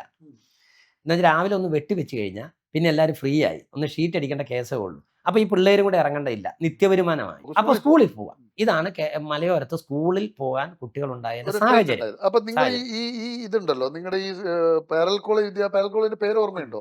കുറെ പാരൽ കോളേജിൽ പഠിച്ചു. ഒന്ന് പ്രൊവിഡൻസ് കോളേജ്, അത് ഫീസുമായി ബന്ധപ്പെട്ട കാര്യങ്ങളാണ്. ഒന്ന് അതെച്ചാൽ കുറച്ച് നാൾ കഴിയുമ്പോൾ ഫീസ് കൊടുക്കാനില്ലാതാവുമ്പോൾ നമ്മൾ അവിടുന്ന് SSLC ബുക്ക് മേടിക്കും. SSLC ബുക്കാണ് അവർ മേടിച്ചു വെച്ചേക്കുന്നത്. അപ്പോൾ ഞാൻ പറയുക എംപ്ലോയ്മെൻറ്റ് രജിസ്റ്റർ ചെയ്യാൻ വേണ്ടിയിട്ടാണ് എന്ന് പറഞ്ഞാൽ ആ SSLC ബുക്ക് മേടിച്ച് വേറൊരു കോളേജിൽ പോയി ചെയ്തു. ഇങ്ങനെയാണ് പല കോളേജുകളിൽ. പ്രീ ഡിഗ്രി എത്ര കോളേജ്? പ്രീ ഡിഗ്രി 2 കോളേജുകൾ പാസ്സായി. ഇല്ല, ജയിച്ചില്ല, തോറ്റുപോയി. അതായത് ഇംഗ്ലീഷിന് തോറ്റുപോയി. അപ്പോൾ ഇംഗ്ലീഷിന് തോറ്റുപോയി കഴിഞ്ഞപ്പോൾ ഞാൻ വേറെ ഉടുക്കലിലൊരു കോളേജിൽ പോയി ഇതുപോലെ പഠിച്ചിട്ട് പിന്നെ പ്രീ ഡിഗ്രി പാസ്സാകാൻ എത്ര വർഷം എടുത്തു? പിടിപ്പിര 3 വർഷം. ആ 3 വർഷത്തിൽ വേറെ എന്തൊക്കെ പണി എടുത്തു? ആ 3 വർഷം വേറെ പണികളെന്ന് പറഞ്ഞിട്ടുണ്ടെങ്കിൽ അന്നപ്പം വാഴക്കൃഷിയുണ്ട്, എനിക്ക് കല്ലുകുത്ത് നടക്കുന്നുണ്ട്, പിന്നെ കശുവണ്ടി കള്ളക്കടത്ത് നടത്തുന്നുണ്ട്. പിന്നെ അതിനിടയ്ക്ക് ആ പണികളൊക്കെയാണ് അന്നേരം എടുക്കുന്നത്. കല്ലുകുത്തും വാഴക്കൃഷിയാണ്. അത് പിന്നീടാണ്. അപ്പൊ പ്രീ ഡിഗ്രി തോറ്റു കഴിഞ്ഞപ്പോൾ അമ്മ പറഞ്ഞു ഗൾഫിൽ പോവാൻ, ഒരു വർക്ക്ഷോപ്പിൽ പണി ഏലും പഠിച്ചിട്ട് പോകാന്ന് പറഞ്ഞു. അങ്ങനെ കണ്ണൂരുള്ള ഒരു ITCയിൽ പോയി ഞാൻ ഓട്ടോമൊബൈൽ എഞ്ചിനീയറിംഗ്, ഒരു അല്ല മോഡേൺ ITC എന്ന് പറഞ്ഞു. അവിടെ പോയി ആ ചേംബർ ഹാളിൽ ആദരവുണ്ട്. അപ്പം അവിടെ പോയി ഞാൻ ഈ ഓട്ടോമൊബൈൽ എഞ്ചിനീയറിംഗിൽ 1 വർഷത്തെ കോഴ്സ് ഉണ്ടായിരുന്നു. അപ്പം ഞാനത് അപ്പോഴാണ് എനിക്ക് ഈ ഫിസിക്സിലുള്ള താല്പര്യം. എനിക്ക് ഈ ഇതായിരിക്കാൻ മറ്റ് 2 വർഷത്തെ കോഴ്സ് ഉണ്ട്, NCVTയുടെ ഒക്കെ കോഴ്സ് ഉണ്ട്. അതിന് പഠിക്കുന്ന കുട്ടികളെക്കാളും നന്നായിട്ട് ഞാൻ എൻ്റെ ഉടായ്പ ഒരു കോഴ്സാണ്. അപ്പം ഞാൻ അതപ്പോൾ എന്ത് ചെയ്ത് വെച്ചാൽ അവരെക്കാളും നന്നായിട്ട് ഞാൻ ഈ സാധനങ്ങൾ ചെയ്യുന്നുണ്ട്. അങ്ങനെ അവർ ഫസ്റ്റ് ക്ലാസ് സർട്ടിഫിക്കറ്റ് അത് എല്ലാവർക്കും കൊടുക്കും. അങ്ങനെ ഒരു ഫസ്റ്റ് ക്ലാസ് സർട്ടിഫിക്കറ്റ് തന്ന് എന്നെ ഞാനിങ്ങനെ ഇറങ്ങി. ഒരു വർഷം കണ്ണൂർ ടൗണായിട്ട് ബന്ധപ്പെട്ട കണ്ണൂരിലെ എല്ലാ തിയേറ്ററും സിനിമ കാണല്. കവിത, സരിത, സംഗീത. അന്നാണ് ഞാൻ ലോർഡ് ഓഫ് ദ റിങ്സ് എന്ന് പറയുന്ന സിനിമ, അതായത് അന്നേരം ഈ ഭാഷ ഇംഗ്ലീഷ് സിനിമ കാണുമ്പോൾ ഭാഷ വഴങ്ങി തുടങ്ങിയെന്ന് ചോദിച്ചാൽ ഇംഗ്ലീഷ് അന്നേരം ഞാൻ അവിടെ പോകുമ്പോൾ ഇംഗ്ലീഷ് തോറ്റുപോയതുകൊണ്ട് ഇംഗ്ലീഷ് പഠിക്കണമെന്നൊരു ആഗ്രഹം ഉണ്ടാവുകയും അവിടെ ഈ റോഡ് സൈഡിൽ കണ്ണൂർ പോകുമ്പോൾ നമുക്ക് റോഡ് സൈഡിൽ ബുക്ക് ഇട്ട് വിൽക്കുന്നുണ്ട്, ഇംഗ്ലീഷ് ബുക്കുകൾ, പഴയ ഇംഗ്ലീഷ് ബുക്കുകൾ വിൽക്കും. അതിൽ നിന്നും ഞാൻ ഇവിടുത്തെ മാത്യു മറ്റം എന്നൊക്കെ നമുക്ക് പറയാവുന്ന Sidney Sheldon, Harold Robbins, Nancy Friday ഇവരുടെയൊക്കെ ബുക്കുകൾ എടുത്ത് വായിക്കാൻ തുടങ്ങി. അതിലും ലക്ഷ്യം ഈ ലൈംഗികതയാണ്. നമ്മൾ അവരുടെ ബലഹീനത എന്ന് പറഞ്ഞാൽ എല്ലാ ചെറുപ്പക്കാരെയും പോലെ എല്ലാ ചെറുപ്പക്കാർക്കും ചില പ്രശ്നം എന്താ കാര്യം അറിയോ, പല ആൾക്ക് ഇതുണ്ടെങ്കിലും ഇതെന്നാന്ന് വെച്ചാൽ ഇത് നമുക്ക് എന്നാന്ന് വെച്ചാൽ എനിക്ക് വീട്ടിൽ നിന്നും വളരെ സ്വാതന്ത്ര്യം തന്നതുകൊണ്ട് എൻ്റെ വീട്ടിലാരും അങ്ങനെ രാത്രി എപ്പം എത്തി എന്നൊന്നും ചോദിക്കാതിരിക്കാൻ കാരണം നെല്ലിക്കാമ്പൊയിൽ വായനശാലയുമായി ബന്ധപ്പെട്ട, നെല്ലിക്കാമ്പൊയിൽ പള്ളിയുമായി ബന്ധപ്പെട്ട പ്രവർത്തനങ്ങളിലാണ് ഞാനുള്ളത്. അപ്പം ചെറുപ്പത്തിലെ തന്നെ എന്തെങ്കിലുമൊക്കെ പള്ളിയിലെ പരിപാടിക്ക് പോകും, വായനശാലയുടെ സാമൂഹ്യ പ്രവർത്തനങ്ങൾക്ക് പോകും. അപ്പം രാത്രിയൊക്കെ അന്ന് ഇവിടെ ചീട്ടുകളി ടൂർണമെന്റ് നടക്കുന്ന കാലമാണ്. അതായത് നെല്ലിക്കാമ്പൊയിലെ ഏറ്റവും പ്രധാനപ്പെട്ട വസ്തുത, എന്നെ വളർത്തിയതിൽ ഏറ്റവും പ്രധാനപ്പെട്ട ഒരു കാര്യം ചീട്ടുകളിയാണ്. കാരണം ഈ ടൂർണമെന്റ് അതെങ്ങനെയാന്ന് പറഞ്ഞാല് ഞാൻ കണക്ക് പഠിക്കുന്നത് ചീട്ടുകളിയുടെ ഇത് പോയിന്റ് എഴുതിയിട്ടാണ്, റമ്മി കളിയുടെ പോയിന്റ് എഴുതിയിട്ടാണ്. എന്ന് വെച്ചാൽ നെല്ലിക്കാമ്പൊയിൽ വായനശാല അന്ന് മാസങ്ങളോളം നീണ്ടു നിൽക്കുന്ന ടൂർണമെന്റ് നടത്താം. നെല്ലിക്കാമ്പൊയിൽ സ്കൂൾ ടൂർണമെന്റ് അത് നിയമപരമായി നടത്തുന്നതെന്ന് പറഞ്ഞാല് ഒരു ഉച്ചയോടുകൂടി ജൂണിലാണ് ഈ പരിപാടി ആരംഭിക്കുക. അപ്പൊ നെല്ലിക്കാമ്പൊയിൽ സ്കൂളിലേക്ക് നമ്മൾ അങ്ങ് ചെല്ലും. അപ്പൊ ഈ തോമസ് സാറും നമ്മൾ അവരൊക്കെ തന്നെയാണ് സ്കൂളിൽ. അപ്പം ഒരു ഉച്ച കഴിയുമ്പോഴത്തേക്കും മഴയൊക്കെ വരുന്നതാണ്, നമ്മൾ പിള്ളേരെ വിടേണ്ടി വരും, കാരണം മഴയൊക്കെ ആയി. അപ്പൊ ഈ സ്കൂൾ വിടുന്നതും കാത്ത ആളുകൾ പുറത്ത് നിൽക്കുക. എന്ന് വെച്ചാല് അവിടുന്ന് പിന്നെ നമ്മളങ്ങ് കയറുക. നമ്മളെന്നല്ല, അന്ന് ഞാൻ ചെറിയ ആളാണ്, ഞാൻ പൂജ്യം. അപ്പം എല്ലാവരും കൂടെ വന്ന് പിന്നെ ഈ ഡെസ്കും ബെഞ്ചും പിടിച്ചിട്ട് ഒരു 100-150-200 ആളുകൾ ഡെസ്കും ബെഞ്ചും പിടിച്ചിട്ട് അതിൻ്റെ മുകളിൽ ബ്ലാക്ക് ബോർഡ് എടുത്ത് കമത്തി വെച്ച് ഈ സാധനത്തിൽ ചീട്ട് നിരത്തിയിട്ട് നമ്മൾ കളിയാണ്. അതൊരു ഒരു പാതിരാത്രി പഠിക്കുന്നു, പിന്നെ ചീട്ട് കളിച്ചു. അപ്പൊ അതാണ് നെല്ലിക്കാമ്പൊയിലിന്റെ കൾച്ചർ രൂപപ്പെടുത്തിയെന്ന് ഞാൻ പറയും. ഒന്നുകൂടെ പറയാം. ഇതിൽ ഈ ചീട്ടുകളിയിൽ വലിയ കൂട്ടായ്മ ഉണ്ടായിരുന്നു. എന്ത് പ്രവർത്തനത്തിന് ഇറങ്ങാനുള്ള ഒരു ക്ലബ്ബ് ഇവിടെയുണ്ട്. കുറേ മികച്ച നേതാക്കന്മാരെ ഇവിടുന്ന് ഉണ്ടാക്കിയെടുത്തിട്ടുണ്ട് ഈ ക്ലബ്ബ് പ്രവർത്തനം. ബെന്നി തോമസ് അടക്കമുള്ള, ഇപ്പം ഉടുക്കൽ പഞ്ചായത്തിന്റെ പ്രസിഡന്റായിരുന്നു, 2 പ്രാവശ്യം പ്രസിഡന്റ്, ബെന്നി തോമസ് അടക്കമുള്ള നേതാക്കന്മാരെ, അതായത് ഒരു സാമൂഹ്യ പ്രവർത്തനത്തിന്റെ ബാലപാഠങ്ങൾ ഈ ചീട്ടുകളിൽ നമ്മൾ പഠിക്കും. നമ്മള് ചീട്ട് കളിച്ച ഒരുത്ത കുഴപ്പത്തിലായി പോകും, അവ തകർന്നു. അപ്പം അത് മാത്രമല്ല ഈ ഭരണഘടന എന്ന് പറയുന്ന ഒരു സാധനത്തെ പറ്റി പൊളിറ്റിക്കൽ കൺസെപ്റ്റ് എനിക്ക് കിട്ടുന്നത് ചീട്ടുകളിയുടെ ബൈലോ ഞാൻ നിങ്ങളുടെ കൂടി ബൈലോ ഉണ്ട്. അത് ഇത് ടൂർണമെന്റ് ആയതുകൊണ്ട് ഇതിന് കൃത്യമായ ബൈലോ ഉണ്ട്. അപ്പം ഈ ബൈലോ ആണ് എന്താണ് ഒരു ഭരണഘടന എന്നുള്ളതിനെ പറ്റിയുള്ള ആദ്യത്തെ കൺസെപ്റ്റ് എനിക്ക് തരുന്നത് ഈ ചീട്ടുകളിയുടെ ബൈലോ ആണ്. ഈ ചീട്ടുകളി ക്ലബിന്റെ മിനിറ്റ്സ് എഴുതുന്നതാണ് ആദ്യമായിട്ട് നമുക്ക് എങ്ങനെയാണ് ചിട്ടപ്പടി ഒരു സാധനം എഴുതേണ്ടത് എന്ന് പറഞ്ഞാൽ ഒരു യോഗത്തിന്റെ മിനിറ്റ്സ് എങ്ങനെ തയ്യാറാക്കാം. ഇതിന്റെ പരിശീലനം എനിക്ക് ആദ്യം നെല്ലിക്കാമ്പൊയിൽ സഹൃദയ ഗ്രന്ഥാലയത്തിന്റെ ക്ലബിൽ നിന്നാണ്. സിനിമ കണ്ടിട്ട് സാഹിത്യത്തിലേക്കും ഇംഗ്ലീഷിലേക്കും പ്രാഗൽഭ്യം നേടുക, ചീട്ടുകളി ടൂർണമെന്റിൽ കണക്ക് എഴുതിയിട്ട് ഞാൻ ഭരണഘടനാ വിദഗ്ധരായി മാറി. അതായത് ഈ പൊളിറ്റിക്കലി ഞാൻ പൊളിറ്റിക്സ് 2 വർഷം പഠിച്ചിട്ടും പ്രീ ഡിഗ്രി പഠിച്ചിട്ടും എനിക്ക് നിയമം എന്താണ്, നിയമനിർമ്മാണം എന്താണ് ഇതെനിക്ക് അറിയില്ലായിരുന്നു. അതുപോലെ നെല്ലിക്കാമ്പൊയിൽ വായനശാലയുടെ ചീട്ടുകളി ബൈലോ ഉണ്ടാക്കുമ്പോൾ എനിക്ക് മനസ്സിലായി ഓരോരുത്തരും അനുസരിക്കേണ്ട നിയമങ്ങളാണ്. ആ നിയമങ്ങൾ പ്രാക്ടിക്കലായി നടക്കും. ചീട്ട് കളിക്കുന്നതിനിടയ്ക്കായിരിക്കും ഒരു തർക്കം വരുന്നത്, ഇത് ബൈലോയിലുണ്ടോ എന്ന് ചോദിക്കും. ഉടനെ നമ്മളെല്ലാം ബൈലോ എടുത്തുകൊണ്ട് വരും, നോക്കുമ്പോൾ അത് ബൈലോയിൽ ഇല്ല. ഉടനെ അവിടെ എല്ലാവരും കൂടി ഇരുന്ന് ആലോചിച്ച് നമ്മളെല്ലാം ബൈലോയിൽ എഴുതി ചേർക്കാണ്. ചീട്ടുകളി ടൂർണമെന്റ് പക്ഷെ ഒരിക്കലും ലീഗൽ ആയിരിക്കില്ല. ലീഗൽ അല്ല, പക്ഷെ സ്കൂളിൽ നടക്കുന്നതുകൊണ്ട് അങ്ങനെ അന്നത്തെ പ്രശ്നമൊന്നുമില്ല. എന്നിട്ട് ഇതിന് സമ്മാനം കൊടുക്കും. ഞാൻ പ്രീ ഡിഗ്രി 10ാം ക്ലാസ് തൊട്ട് ഉണ്ട് ഇതുണ്ട്. അപ്പം ഞാൻ പറഞ്ഞു വന്നത് ഇങ്ങനെയുള്ള സാമൂഹ്യ പ്രവർത്തനത്തിന് പോകുന്നതുകൊണ്ട് എൻ്റെ വീട്ടിൽ നിന്ന് അമ്മയോ ചാച്ചനോ എന്നോട് നീ എവിടെ പോയി, നീ എന്ത് ചെയ്തു എന്ന് എന്നോട് ചോദിക്കലില്ല. അതുകൊണ്ട് ലൈംഗിക കാര്യങ്ങളെപ്പറ്റി പറഞ്ഞാൽ ഇത്തരം കാര്യങ്ങളിൽ എനിക്ക് അന്നേരം സ്വാഭാവികമായി ആ ഒരു സമൂഹത്തിൽ വരുന്ന ഒരാൾക്കുണ്ടാകുന്ന എല്ലാ അനുഭവങ്ങളിലൂടെയും കടന്നു പോകാൻ പറ്റിയിട്ടുണ്ട്. മനസ്സിലാവും. അങ്ങനെ പ്രീ ഡിഗ്രി രക്ഷപ്പെട്ടു. പ്രീ ഡിഗ്രി കഴിഞ്ഞിട്ട് പ്രീ ഡിഗ്രി കാലഘട്ടത്തില് ഈ പറയുന്ന ആക്ടിവിറ്റീസിന് പുറമെ വിട്ടുപോയതൊന്നുമില്ല. കാരണം നിങ്ങൾ ഈ പറയുന്നതെല്ലാം ഒരു വെറൈറ്റിയാണ്. കാരണം ഞാൻ പറഞ്ഞല്ലോ, അപ്പൊ അത് ഒന്നും വിട്ടുപോയിട്ടില്ല. അത് കഴിഞ്ഞ് പിന്നെ എന്താണ് പ്രീ ഡിഗ്രി പാസ്സായതിനു അടുത്ത പരിപാടി? എന്റെ ഒരു ജീവിതം ഇങ്ങനെ ഒരു ചെറിയ എപ്പിസോഡിൽ പറഞ്ഞ് തീരില്ല. ഞാൻ പറയുന്നത് അത് നോവലായിട്ട് വരും എന്ന് പറഞ്ഞാൽ കാത്തിരിക്കാം. നിങ്ങൾ ഈ പറയുന്ന പ്രീ ഡിഗ്രി കാലഘട്ടം കഴിഞ്ഞിട്ട് പിന്നെ എന്താണ് അടുത്ത പരിപാടി? പ്രീ ഡിഗ്രി കാലഘട്ടം കഴിഞ്ഞതിന് ശേഷം നമ്മൾ വർക്ക്ഷോപ്പിൽ പോകും. അപ്പൊ എനിക്ക് ഇരിട്ടിയിലൊരു വർക്ക്ഷോപ്പ്, അപ്പൊ എനിക്ക് ആരും പരിചയമില്ല. ആ വർക്ക്ഷോപ്പിൽ പ്രാക്ടീസിന് പോകണം, മറ്റേ കോഴ്സ് കഴിഞ്ഞില്ല, ITC കഴിഞ്ഞ് വന്ന് അപ്പം പ്രാക്ടീസിന്. അപ്പം പറഞ്ഞാൽ ഞാൻ ബെന്നി തോമസ് എന്ന് പറയുന്ന നമ്മുടെ വായനശാലയൊക്കെ പ്രവർത്തിക്കുന്ന നമ്മുടെ ആളെ പുള്ളിയെ പോയി കണ്ടു. പുള്ളി അങ്ങനെ ഇരിട്ടിയിലൊരു വർക്ക്ഷോപ്പിൽ, അന്ന് വർക്ക്ഷോപ്പിലെ പിള്ളേർക്കൊന്നും പൈസ കിട്ടിയല്ല, പണി പഠിക്കാൻ പോകുന്നവർക്കൊന്നും ഒരു കൂലിയില്ല. അപ്പോൾ പുള്ളി പറഞ്ഞ ഇവൻ്റെ വീട്ടിലെ അവസ്ഥ വളരെ മോശമാണ്, അപ്പം തന്നെയല്ല ഇങ്ങനെ പഠിച്ചിട്ടൊക്കെ വന്നാണെന്നൊക്കെ പറഞ്ഞ് പുള്ളി കുറേ റെക്കമെൻഡ് ചെയ്ത് ഒരു 25 രൂപ ആഴ്ച കൂലിക്ക് ഞാൻ വർക്ക്ഷോപ്പിൽ പണിക്ക് പോകും. മാസം 100 രൂപ കിട്ടും എന്ന് പറഞ്ഞാൽ അത് ഞാനിവിടെ സൈക്കിൾ കൊണ്ട് പോകും. അങ്ങനെ ഒരു സൈക്കിളൊക്കെ മേടിക്കുന്നുണ്ട്. അതൊക്കെ ഈ കല്ലുകൊത്തിയും ഒക്കെ ആയിട്ട് ഞാൻ അങ്ങനെയൊക്കെ പണികൾ നടക്കുന്നുണ്ട്. അപ്പോൾ അതിനുശേഷം ഈ വർക്ക്ഷോപ്പ് പണി അങ്ങനെ നീണ്ടുപോയപ്പോൾ ഈ ഡീസൽ വർക്ക്ഷോപ്പിൽ എപ്പോഴും മുഷിഞ്ഞ അവസ്ഥയിലായിരിക്കും നമ്മൾ. ഒരവസ്ഥ ഉണ്ടായത്, ഒരാൾ ഇവിടെ നല്ല കാർ എപ്പോഴും നല്ല തൂവെള്ള കാറ് കൊണ്ടു നടക്കുന്ന ഒരു പുള്ളിയുണ്ട്. പുള്ളി വർക്ക്ഷോപ്പിൽ കാറ് നന്നാക്കാൻ വരും. അറിയാതെ ഞാൻ ഒരു പ്രാവശ്യം ഇയാളെ കാറിലൊന്ന് കൈവച്ച് പോയി. ഉടനെ എൻ്റെ തലക്കിട്ടൊരടി തന്നു. അപ്പം ഞാൻ ഇവിടെ വന്ന് പറഞ്ഞപ്പോൾ മമ്മിക്ക് അതൊരു ഭയങ്കര വിഷമമായി. അങ്ങനെ അവൻ്റെ കാറ് മോശമാക്കി എന്ന് പറഞ്ഞ് ഞാനതിൻ്റെ തുടച്ചു കൊടുത്തു, എല്ലാം വൃത്തിയാക്കി കൊടുത്തു. അപ്പം ഈ ഒരു അനുഭവം, അതുമാത്രമല്ല ഡീസലിൻ്റെ കുരു ഒരു അലർജി വരും, സ്ഥിരമായിട്ട് ഡീസൽ കഴുകുന്നുണ്ട്. അപ്പോൾ ഈ ഡീസൽ കുരു എന്ന് പറയുന്നൊരു സാധനമുണ്ട്, കയ്യിൽ ഒരു അലർജി വരും. ഈ അലർജി നമുക്ക് വരുന്നതുകൊണ്ട് അമ്മ പറഞ്ഞു എടാ, അപ്പം ഞാൻ അമ്മയോട് പറഞ്ഞു അമ്മി ഇങ്ങനെ അലർജിയാണ് ഒക്കെ ഉണ്ട്, പിന്നെ വർക്ക്ഷോപ്പിലെ പണി ഭയങ്കര ദുരിതമാണ് എന്ന് പറഞ്ഞപ്പം അമ്മ പറഞ്ഞു ഒരു കാര്യം ഇനി പോകണ്ട, നീ അങ്ങനെയാണ് വേറെ എന്തെങ്കിലും പഠിക്കാൻ പോകുന്നു. അങ്ങനെയാണ് ഞാൻ മലയാളം, അന്ന് ആർക്കും പഠിക്കാവുന്ന ഒരു ഏരിയ മലയാളമാണ്, മലയാളം ഡിഗ്രിക്ക് പോകുന്നു. എവിടെയാ പഠിക്കാൻ പോയത്? വിശ്വഭാരതി കോളേജിൽ ആദ്യം ആ, പോകുന്നു. അന്ന് വലിയ കോളേജ് അത് ആ അല്ലേ? ആ വലിയ കോളേജ്. അപ്പോൾ അവിടെ ഈ ഫീസിൻ്റെ പ്രശ്നം വരുന്നതുകൊണ്ട് അവിടുന്ന് പിന്നെ ഞാനത് ഇത് മേടിച്ച് പിന്നെ ഞാൻ മട്ടന്നൂർ CAC എന്ന് പറയുന്ന ഒരു കോളേജുണ്ട്, college of arts and commerce, Kurup മാഷിൻ്റെ കോളേജ്, അവിടേക്ക് പോകുന്നു. ഞാൻ സമാന്തര കാലത്തുണ്ട് ഈ ഉണ്ട്, അവിടെ ഉണ്ട്, മാഷൊക്കെ അവിടെ. നിങ്ങൾ ഈ പറയുന്ന കാലഘട്ടത്തിലെ ഒരു അതെ സഞ്ചാരി അതെ. കുറുപ്പ് മാഷ് എനിക്ക് നല്ല ഓർമ്മ. കുറുപ്പ് മാഷിൻ്റെ ആ കോളേജിൽ പോകുന്നു.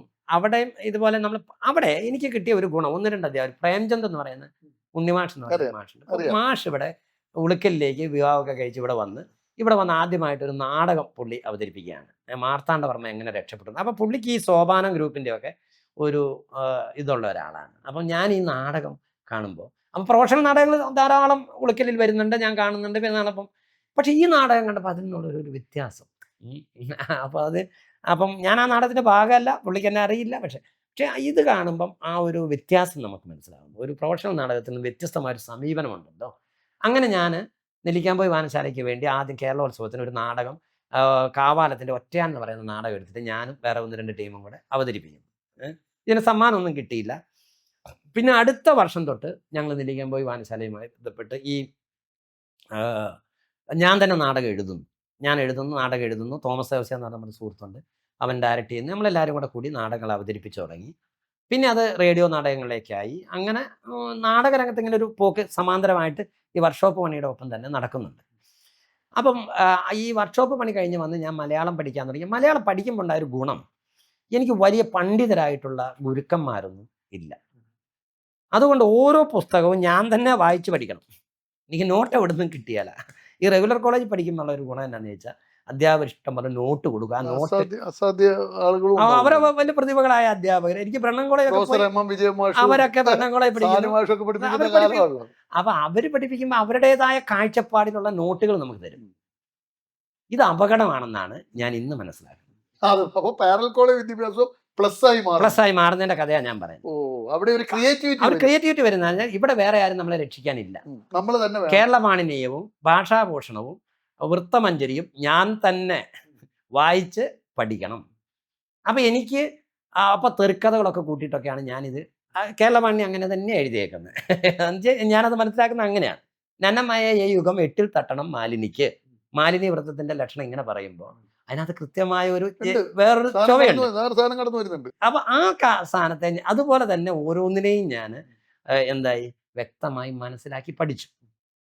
അത് മുതൽ നോവൽ എന്ന് പറഞ്ഞാൽ എൻ്റെ മുതൽ നോവൽ എഴുതുമ്പോൾ ഇതെനിക്ക് വളരെ സഹായിച്ചിട്ടുള്ള ഡിഗ്രി അവിടെ കംപ്ലീറ്റ് ഈ പണിയെടുത്തുകൊണ്ട് വർക്ക്ഷോപ്പിലെ പണി മാത്രമാണോ വേറെ പണി എന്ന് പറഞ്ഞാൽ ഡിഗ്രി കാലഘട്ടം വർക്ക്ഷോപ്പിൽ നിന്ന് വിട്ടു.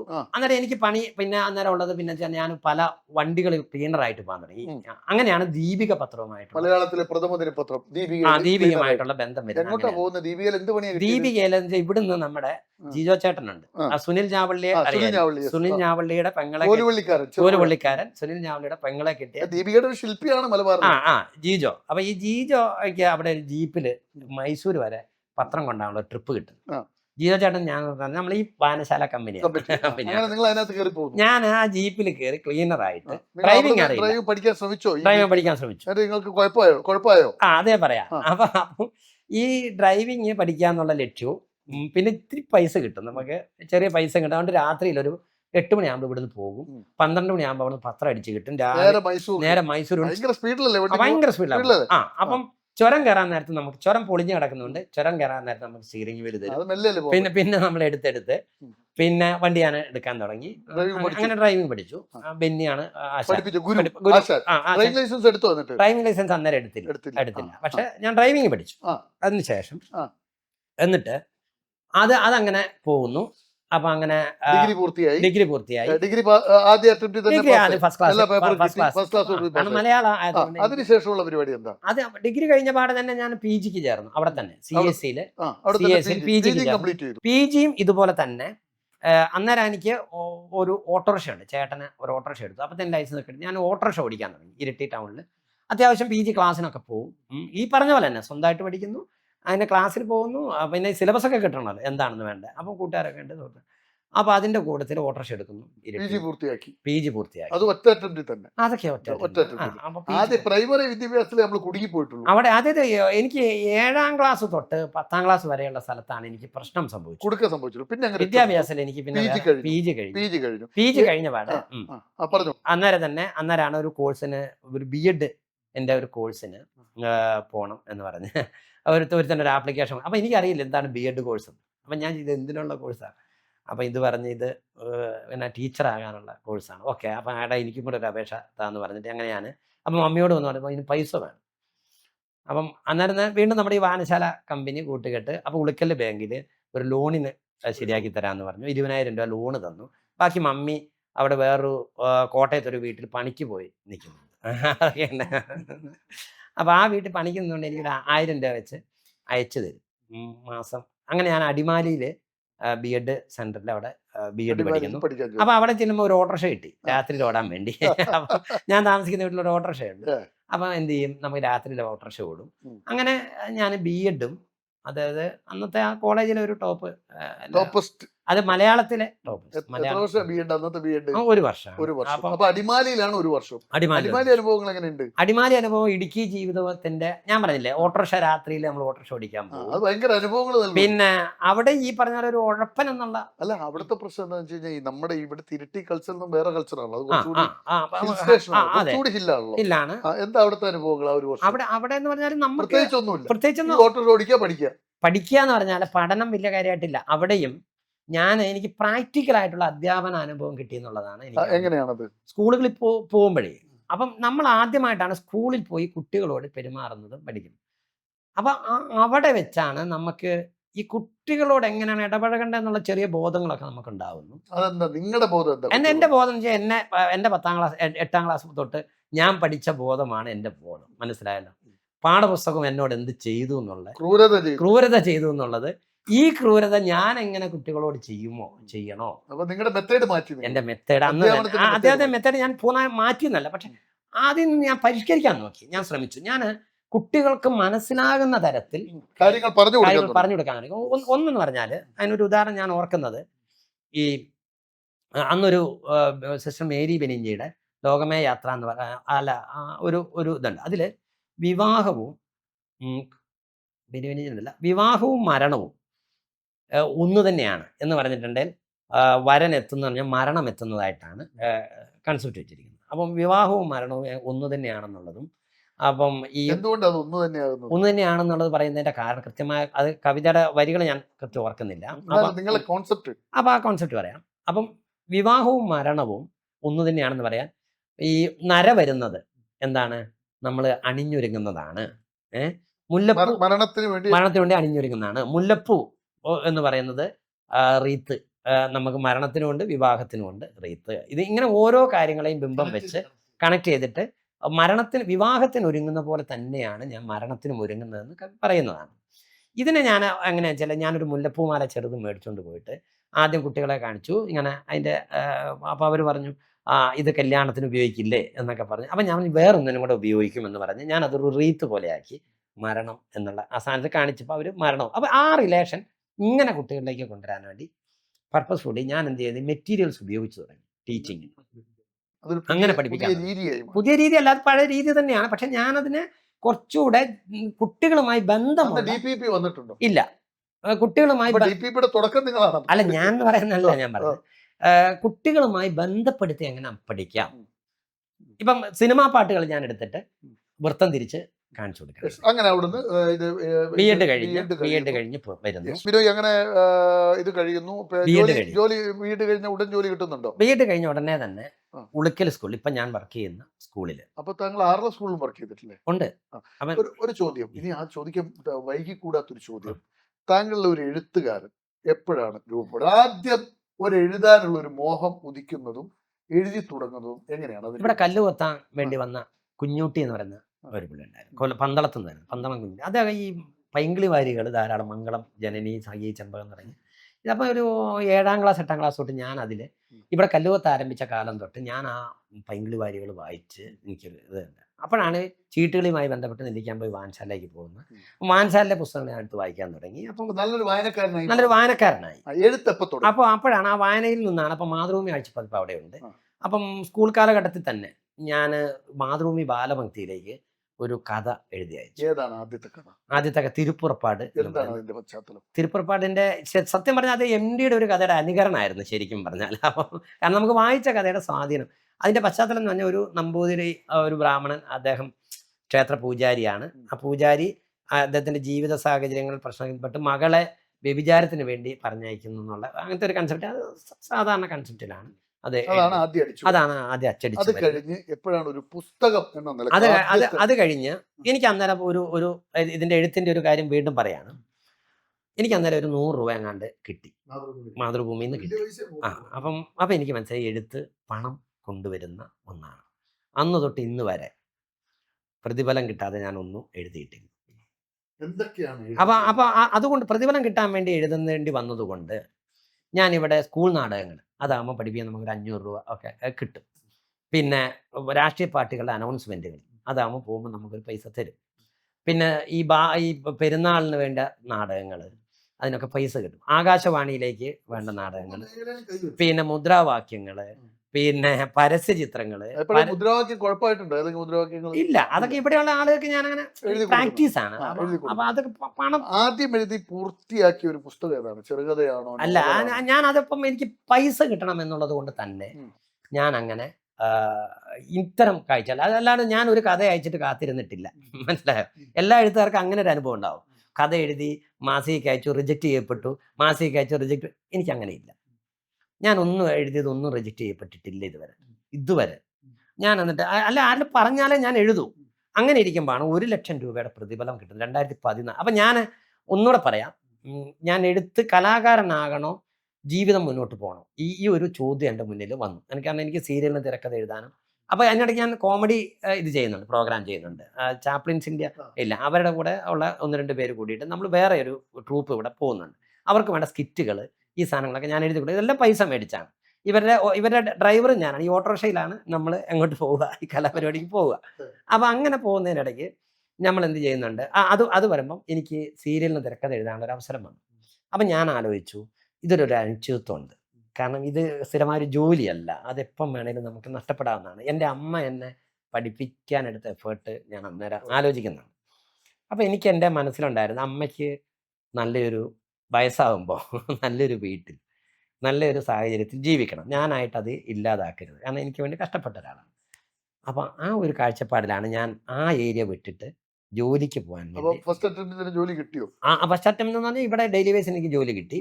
അത് കഴിഞ്ഞ് ഞാൻ കുറച്ച് ആദ്യത്തെ PSC വന്നപ്പോൾ ഞാൻ ബുദ്ധിപൂർവ്വം ഒരു തീരുമാനം എടുത്തു.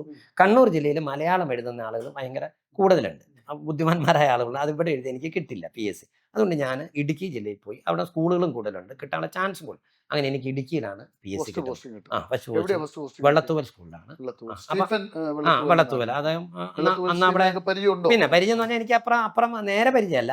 പുള്ളി അവിടെ ഒരു കട നടത്തുന്നു, ഒരു കടയിലിരിക്കുന്നു. പുള്ളി പിന്നെ അന്ന് സത്യസായി ബാബേന്റെ അടുത്ത് ഒക്കെ പോകുന്നത്, ആത്മീയ ലൈനിലേക്ക്. പിന്നെ ഈ പുസ്തകമായിട്ട് അത് ഞാൻ പറഞ്ഞു വരാം. അപ്പോൾ പുസ്തകം അങ്ങനെ ഇങ്ങനെയൊക്കെ പോകുന്നു. അപ്പോഴാണ് 2014 DC ബുക്സ് ഒരു നോവൽ മത്സരം അനൗൺസ് ചെയ്യുന്നത്. അപ്പം ഞാൻ നാടകമൊക്കെ ചെയ്ത് നടക്കുന്ന സമയമാണ്. അപ്പോൾ 1 ലക്ഷം രൂപയാണ് എൻ്റെ സമ്മാനം. അന്ന് വലിയ പൈസ അത്. അപ്പം ഞാനത് നോക്കുമ്പോൾ 1 ലക്ഷം രൂപ കിട്ടുമോ എന്നറിയാൻ വേണ്ടി ഞാനൊരു 2 ദിവസം 1 മാസം ലീവ് എടുത്തിരുന്ന് കരിക്കോട്ടക്കരി എന്ന് പറയുന്ന നോവൽ എഴുതി അത് അയച്ചു കൊടുത്തു. അത് 1ാം സ്ഥാനം കിട്ടിയില്ല, പക്ഷെ 5 നോവലുകളൊന്നായിട്ട് തിരഞ്ഞെടുക്കപ്പെട്ടു. അപ്പോൾ ആ 5ാമത്തെ നോവലായിട്ടാണ് തിരഞ്ഞെടുക്കപ്പെട്ടത്. അതാണ് ആദ്യത്തെ പുസ്തകം. അതിന് പ്രതിഫലമല്ല, അതിന് ഞാൻ പറഞ്ഞില്ല റോയൽറ്റിയാണ്. ആ റോയൽറ്റി എന്ന് പറയുന്നത് നമുക്കിപ്പോൾ അതൊരു 20ാം പതിപ്പായിട്ടുണ്ട്. അപ്പം അത്രയും കാലത്തെ 1 ലക്ഷം രൂപക്കാലം എന്തായാലും കിട്ടിക്കൊണ്ടിരിക്കുന്നു. പിന്നെ അത് കഴിഞ്ഞ പാടെ ഞാനൊരു കഥ എഴുതി. കരിക്കോട്ടക്കരിയുടെ മൊത്തത്തിലുള്ള മലയോര ഗ്രാമങ്ങളുടെ ചരിത്രമാണ് അതിനകത്ത് പറയുന്നത്.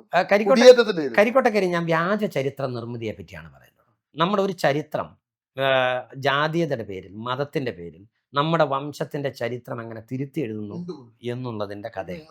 എന്താ വെച്ചാൽ ഞാൻ പറയാൻ കാരണം, നമ്മളൊക്കെ ഇവിടെ വന്ന് കുടിയേറി വന്ന ആളുകളൊന്നും വലിയ ബ്രാഹ്മണിക്കൽ ജാതിയാണെന്നോ തോമാസ് ലീഗ നേരിട്ട് മുക്കിയതാണെന്നോ ഒന്നുമേ ഞാൻ വിശ്വസിക്കുന്നില്ല. ഇതെല്ലാം കേരളത്തിലെ ഏറ്റവും അടിസ്ഥാന വർഗ്ഗങ്ങളിൽ നിന്ന് ഈ കുടിയേറ്റത്തിന്റെ ചരിത്രം പറയുമ്പോൾ ആ. ഈ ചുരുളി പറഞ്ഞു വരുന്ന ഒരു കഥയിൽ അതിന്റെ പോലീസ് ഉദ്യോഗസ്ഥനായിട്ടുള്ള ഇന്റർവ്യൂവിൽ അയാൾ പറയുന്നുണ്ട്, ആദ്യത്തെ കുടിയേറ്റക്കാർ എന്ന് പറഞ്ഞാൽ ആ നാടുകളിൽ അങ്ങ് തെക്കൻ ജില്ലകളിൽ എന്തെങ്കിലും കുഴപ്പങ്ങൾ ഉണ്ടാക്കിയിട്ട് ഒളിച്ചോടി വരുന്നവർ സേഫായിട്ട് താമസിക്കാൻ കുറച്ച് സ്ഥലങ്ങൾ സംഘടിപ്പിച്ച് ഇങ്ങനെ താമസിക്കുന്നവരായിരുന്നു എന്ന് പറയുന്നു. ലോകത്ത് എവിടെയുമുള്ള കുടിയേറ്റത്തിന്റെ ചരിത്രം അത് തന്നെയാണ്. അങ്ങനെ തന്നെയാണ്. ഞാൻ ചോദിക്കട്ടെ, ഗൾഫിലേക്ക് പോയ ആദ്യത്തെ ആള് ആ. സർവ്വ ഇവിടെ സമ്പൽ സമൃദ്ധിയിൽ ജീവിച്ച അല്ല, ആളായിരിക്കും. എന്തെങ്കിലും പ്രതിസന്ധികൾ നേരിട്ടും അങ്ങനെ വന്നവരാണ്. അങ്ങനെ ഈ വന്നവരാണ്. കുടിയേറ്റത്തിൽ ഈ ക്രിസ്ത്യാനിറ്റിയുടെ ഒരു റോൾ എന്താ? ഇപ്പൊ ഞാൻ എപ്പോഴും ചോദിക്കാറുണ്ട്, പൂളച്ചേട്ടൻ, കപ്പച്ചേട്ടൻ, അന്നൊക്കെ ഈ അന്നത്തെ അച്ചായന്മാർ ഞാനത് ഭയങ്കര കുഴപ്പക്കാരായിരുന്നു. ക്രിസ്ത്യാനിറ്റി എന്ന് അല്ല നമ്മൾ അതിനെ കാണേണ്ടത്. നമ്മൾ അതിനെ കാണേണ്ടത് തിരുവിതാംകൂറിലെ ഒരു ജനത എന്നുള്ളതാണ്. അതിനകത്ത് മുസ്ലിങ്ങളുണ്ട്, ആ മുസ്ലിങ്ങളുണ്ട്, ഈഴവരുണ്ട്, നായന്മാരുണ്ട്. പിന്നെ എങ്ങനെയാണ് ഇത് അതാ ക്രിസ്ത്യാനിറ്റി? ഞാൻ പറയുന്നത്. അപ്പൊ ഇവര് ഇവിടുന്ന് പട്ടം താണുപിള്ളയുടെ ഒക്കെ കാലത്ത് പട്ടം താണുപിള്ള കുടിയേറ്റത്തെ പ്രോത്സാഹിപ്പിക്കുന്നുണ്ട്. പക്ഷെ ഈ തിരുവിതാംകൂറിലെ ആളുകളുടെ ഇടയിലുണ്ടായിരുന്ന എന്ത് അതിജീവിക്കണം എന്ന് പറഞ്ഞാൽ രണ്ട് തരം കൺസെപ്റ്റാണ് മനുഷ്യന്റെ ജീവിതത്തിൽ. നിങ്ങളിപ്പം ഇവിടെ ഉള്ളത് കൊണ്ട് സ്വസ്ഥമായിട്ട് മതി, പട്ടിണിയും ദാരിദ്ര്യമാണേലും എന്നും റിസ്ക് എടുക്കാൻ കഴിയില്ല, ഇങ്ങനെ വിചാരിക്കുന്ന കുറേ ആളുകൾ മലബാറിലെ ജനങ്ങൾ ഭൂരിഭാഗവും അങ്ങനെയുള്ളവരാണ്. നമുക്ക് റിസ്ക് എടുക്കേണ്ട, ഉള്ളത് പട്ടിണിയെങ്കിൽ വലിയ മുന്നേറ്റം ഒന്നും നടക്കും. കാസർഗോഡ് ജില്ലക്കാർ വേറെയാണ്, അവർ വേറെ നടക്കും. അപ്പൊ ഉള്ളത് കൊണ്ട് ജീവിക്കാമെന്ന് കരുതി ജീവിക്കുന്ന സാധാരണ മനുഷ്യരുണ്ട്. തിരുവിതാംകൂറിലെ ആളുകളിൽ ഒരു വിഭാഗത്തിന് ഉള്ളത് കൊണ്ട് ജീവിച്ച് അങ്ങനെ ദാരിദ്ര്യമായിട്ട്, നായർ വിഭാഗത്തിന് അത് മതിയായിരുന്നു. നമുക്ക് അത് അടൂർ ഗോലക്ഷണ സിനിമകളൊക്കെ കാണുമ്പോൾ നമുക്ക് വളരെ വ്യക്തം അവർ ആ ഉള്ളത് കൊണ്ടൊക്കെ ജീവിച്ചു. വലിയ പണിയൊന്നും എടുക്കൂല. പക്ഷെ അങ്ങനെയല്ലാതെ കുറെ ആളുകൾക്ക്, ഈഴവ വിഭാഗത്തിലും ക്രിസ്ത്യൻ വിഭാഗത്തിലും പെട്ട കുറെ ആളുകൾക്ക് എന്ത് തോന്നി, റിസ്ക് എടുക്കണം. അങ്ങനെയാണ് ആ റിസ്ക് എടുത്തവരാണ് ഈ മലയോരത്തേക്ക് അങ്ങനെ പോയി. പിന്നെ എഴുത്തുകൾ ഏതൊക്കെയാണ് വന്നത്? പിന്നെ അതിനുശേഷം ഞാൻ ഈ കരിക്കോട്ടക്കരി എഴുത്തിന്റെ ഒരു അതിന്റെ അവാർഡ് ദാന ചടങ്ങിൽ ആനന്ദ് ഒരു പ്രഭാഷണം നടത്തി. അത് 20-ാം നൂറ്റാണ്ടിലെ ഭ്രാന്തൻ ആവേശങ്ങൾ എന്നായിരുന്നു ആ പ്രഭാഷണത്തിന്റെ പേര്. എന്ന് പറഞ്ഞാൽ 20-ാം നൂറ്റാണ്ടിലുണ്ടായ രാഷ്ട്രീയ ചിന്തകളിൽ അതിൽ ഹിംസാത്മകമായത്, അഹിംസ ഉള്ളത്, ഇത് രണ്ടില് അതിജീവിച്ചത് ഏത് എന്നുള്ളൊരു പ്രസംഗമായിരുന്നു. അപ്പൊ ഹിംസ അഹിംസ എന്നുള്ള ഒരു ഇതൊന്നോ ഇതിനെ വെച്ചിട്ട് ഞാൻ കണ്ണൂർ ജില്ലയിലെ കൊലപാതക രാഷ്ട്രീയത്തിൽ, നിങ്ങളുടെ പുസ്തകം അതിനെ പറ്റിയാണെന്ന് എനിക്ക് തോന്നുന്നു. ആണാണ്. അപ്പൊ ആ കൊലപാതക രാഷ്ട്രീയത്തിന്റെ പശ്ചാത്തലത്തിൽ എന്തെഴുതി, മൂർഖൻ പറമ്പ് എന്നൊരു കഥ. അത് അത് അത് അത് അവിടെ ഉണ്ടായ ഒരു ഇൻസിഡന്റ് വെച്ചിട്ടാണ്. അതെന്നാൽ ഈ കണ്ണൂർ വിമാനത്താവളത്തിന് സ്ഥലം എടുക്കുമ്പം കേരളത്തിലെ ആദ്യത്തെ പാക്കേജ് അങ്ങനത്തെ ഒരു പ്രോജക്റ്റാണ്. അതെന്ന് വെച്ചാൽ പ്രതിഫലം കിട്ടുന്ന പ്രോജക്റ്റ്, ഭൂമി ഏറ്റെടുത്ത് കഴിയുമ്പോൾ പ്രതിഫലം കിട്ടുന്ന പാക്കേജുള്ള ആദ്യത്തെ പ്രോജക്റ്റ്. അപ്പോൾ കുറേ ആളുകൾ ഭയങ്കര സന്തോഷമായി. വെറുതെ കിടന്ന ഭൂമിക്ക് ഒത്തിരി ഒരാൾ തിരിഞ്ഞു നോക്കാത്ത, നമുക്കറിയാം മൂർഖൻ പറമ്പില്ല, ഒരാൾ നോക്കാത്ത. അപ്പോൾ ഒരാൾ ഭയങ്കര പ്രതീക്ഷിച്ചിരിക്കുന്നു, എൻ്റെ ഭൂമി വിമാനത്താവളത്തിന് ഏറ്റെടുക്കുമെന്ന് പ്രതീക്ഷിച്ചിരുന്നു. പക്ഷെ അയാളുടെ ഭൂമിയുടെ തൊട്ടടുത്ത് വെച്ച് വിമാനത്താവളം തീർന്നു. ഇയാൾ ആത്മഹത്യ ചെയ്ത്. ഇതൊരു വാർത്തയായിട്ട് ഞാൻ വായിച്ചു. അപ്പോൾ ആ കണ്ണൂർ ജില്ലയിലെ കൊലപാതക രാഷ്ട്രീയവുമായി ബന്ധപ്പെടുത്തി അതിനെ മൂർഖൻ പറമ്പ് എന്നുള്ള കഥ എഴുതി. ഇത് മാതൃഭൂമിക്ക് അയച്ചു കൊടുത്തു. മാതൃഭൂമി പബ്ലിഷ് ചെയ്ത് വരുന്നു. പിന്നെ ഞാൻ തുടർച്ചയായിട്ട് മാതൃഭൂമി ആവശ്യപ്പെടാൻ തുടങ്ങി. മറ്റു പ്രസിദ്ധീകരണങ്ങൾ എന്നോട് ഇങ്ങോട്ട് ആവശ്യപ്പെടാം, നോർമലായിട്ട് അയച്ചു കൊടുക്കും. അല്ലാണ്ട് നമുക്ക് അതാ ഞാൻ പറയുന്നത്, ഒരു സാഹിത്യകാരന്മാരുമായും ഒരു എഴുത്തുകൂട്ടങ്ങളുമായും ഒരു പ്രസാധകരുമായും ഒരാളുമായി എനിക്ക് യാതൊരു ബന്ധവും ഇല്ല. 2014 വരെ ഞാൻ എഴുത്തുകാരനെ കണ്ടിട്ടില്ല. ആകെ ഞാനൊരു എഴുത്തുകാരനെ കണ്ടിട്ട് CV ബാലകൃഷ്ണനെയാണ്. അദ്ദേഹം ഇവിടെ അതെൻ്റെ കല്യാണത്തിന് സ്വർണ്ണം എടുക്കാൻ പോകുമ്പോൾ അദ്ദേഹം ഈ കുഞ്ഞികൃഷ്ണൻ ജ്വല്ലറിയിൽ ഇരുന്ന് ഒരു രുദ്രാക്ഷമാല എടുക്കുന്നുണ്ട്. അന്നേരമാണ് ഞാൻ കാണുന്നത്. അല്ലാതെ ഞാൻ സാഹിത്യ സമ്മേളനത്തിൽ പോയിട്ട് ആളല്ല, ഞാൻ ശില്പശാലകളിൽ പോകാറുള്ള ആളല്ല. ഞാൻ അങ്ങനെ സാഹിത്യത്തിന്റെ ഒരു വഴിയിൽ വളർന്നു വന്നു. അതിനുശേഷം മാസികളൊക്കെ ആവശ്യപ്പെടാൻ തുടങ്ങി. ചുരുളി എന്ന സിനിമ, അത് നിങ്ങളാണ് അതിന്റെ കഥ എഴുതിയത്. അപ്പൊ അതിനകത്ത് പറയുന്ന ഈ അസഭ്യ വശങ്ങൾ, അത് ശരിക്ക് താങ്കളുടെ കഥയുമായി ബന്ധമുണ്ടോ? അതെങ്ങനെയാണ് പലിശ്ശേരിയായിട്ടുള്ള ഡിസ്കഷൻ? അതെന്നെ, ഈ ചുരുളിയുടെ ഞാനും ഹരീഷൻ നടന്ന നല്ല സൗഹൃദത്തിലുള്ള ആളാണ്. അപ്പൊ ഹരീഷൻ ഞാൻ എഴുതുന്നതും വായിക്കാൻ കൊടുക്കും. അപ്പൊ ചുരുളിയുടെ കഥയിന് പേരാവൂർ പോലീസ് സ്റ്റേഷനിൽ ജോസാറ് പറഞ്ഞ കഥയാണ്. പുള്ളി ഒരു അന്വേഷണമായിട്ട് ബന്ധപ്പെട്ട് കർണാടകത്തിൽ പോയി ഒരു പ്രതിയെ പിടിക്കാൻ പോയതിന്റെ കഥ പറഞ്ഞതാണ്. അപ്പൊ ആ കഥ ഞാനത് എഴുതി. കളിയമനാറിലെ കുറ്റവാളികൾ എന്നാണ് കഥയുടെ പേര്. അപ്പൊ ഇത് ഞാൻ അതിപ്പോ ഉള്ളത് മുള്ളരഞ്ഞാണെന്ന് പറയുന്ന പുസ്തകത്തിലാണ്. അല്ല, അതേയല്ല, കഥകളാണ്, കഥാസമാഹാരമാണ്. അതിനകത്ത് 7 കഥകളുണ്ട്. 7 കഥകളിൽ ഒരു കഥയാണ് ഈ കളിയമനാറിലെ കുറ്റവാളികൾ. അപ്പം ആ കഥ എസ് ഹരീഷ് ലിജോയ്ക്ക് വായിക്കാൻ കൊടുത്തു. അപ്പം അവർ എന്താ ഡിസ്കഷൻ ഒക്കെ നടക്കുന്നത്. എന്നോട് കുറച്ച് ദിവസം പറഞ്ഞു ഷൂട്ട് തുടങ്ങാൻ അങ്ങോട്ട് പോരേന്ന് പറഞ്ഞു. ഇങ്ങനെയാണ് ഞാൻ സിനിമ ബന്ധപ്പെട്ടത്. അപ്പം അതിൽ ഭാഷയുടെ കാര്യം ഞാൻ വളരെ കൃത്യമായിട്ട് പറയും. മലയാളത്തിൽ ഞാൻ ആ കഥ എഴുതുമ്പോൾ ഈ ഒരു ഭൂമികയെ, ഇവരൊരു കുറ്റവാളികളുടെ ഭൂമികയാണ്. ഇവർ ചെന്ന് പെട്ടത് ഇവിടുന്ന് പല കേസുകളിൽ പെട്ട് പല പ്രതികളായ ആളുകൾ മാത്രം താമസിക്കുന്ന ഒരു ഭൂപ്രദേശത്താണ് ഈ പോലീസുകാർ ചെന്ന് പെട്ടത്. എനിക്കപ്പം സാധാരണ ഭൂപ്രദേശത്ത് നിന്ന് ഈ പ്രദേശത്ത് എനിക്ക് മാറ്റി കാണിക്കണം. എങ്ങനെ കാണിക്കും? തുണി ഉടുക്കാത്തവരായി നടക്കാൻ നമുക്ക് പറ്റില്ല, അല്ലെങ്കിൽ വേറെ ഒരു വിചിത്ര രൂപികളായി നമുക്ക് പറ്റില്ല. ഈ പ്രദേശവും അപ്പൊ അതിനാണ് ഞാനൊരു പാലം കൊണ്ടുവരുന്നത്. ആ കഥയിൽ ഒരു പാലം കൊണ്ടുവരുന്നത്. പാലം കടന്നു കഴിഞ്ഞാൽ അവിടെയുള്ള ആളുകൾ ഒരു വിചിത്ര സ്വഭാവക്കാരാണെന്ന് കാണിക്കാനുള്ള ഒരു ടൂളായിട്ട് മാത്രമാണ് തെറി അതിനകത്ത് കൊണ്ടുവരുന്നത്. മനസ്സിലായല്ലോ? അതിനകത്ത് അതല്ലാണ്ട് കുറച്ച് തെറി എഴുതിയേക്കാമെന്ന് പറഞ്ഞാൽ കഥ എഴുതുകയല്ല. തെറി അതിന്റെ ഒരു ഭാഷാപരമായ ടൂളായിട്ട് ആവശ്യമായി വന്നത് കൊണ്ട് ഉപയോഗിച്ചതാണ്. പിന്നെ താങ്കൾ ഈ അടുത്ത കാലത്ത് സമയം തീരുകയാണ്. നമ്മൾ പെട്ടെന്ന് ചോദിച്ചിട്ട് ഈ എഴുത്തച്ഛൻ വിവാദം അങ്ങനെ ഒരാൾ ജീവിച്ചിരുന്നില്ല എന്നൊക്കെ നിങ്ങൾ പറഞ്ഞ ആളാണ് അങ്ങനെ മനുഷ്യരെ ബേജാറാക്കും. അതായത് ഞാൻ അതിനെ വീണ്ടും ഒരു വലിയ വിവാദത്തിലേക്ക് ഞാൻ കൊണ്ടാൻ ഉദ്ദേശിക്കുന്നില്ല. കാരണം എഴുത്തച്ഛനെ ഉദ്ദേശിക്കുന്നില്ല എന്ന് പറഞ്ഞാൽ ആളുകളുടെ മുന്നിൽ മുഴുവൻ ഒരാശങ്കയ്ക്ക് തിരികൊടുത്തിരിക്കും. ഓക്കെ, ഇത് ആദ്യമായിട്ടാണ് എഴുത്തച്ഛൻ ജീവിച്ചിരുന്നത്.